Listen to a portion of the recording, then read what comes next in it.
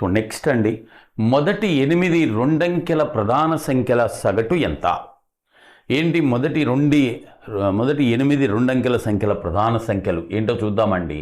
ఇదిగో మొదటిది 11, తర్వాత ఏంటి 13, తర్వాత 17, ఆ తర్వాత 19, 23, 29, 31, 4, 3, 7 ఇంకొకటి రావాలి అండ్ 37.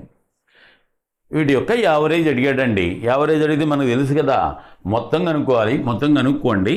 ఇదిగోండి 37, 68, 9, 77, 97, 100, 20, 120, 139, 156, 156ను 159 అండ్ 169, 11 కలిపితే 180.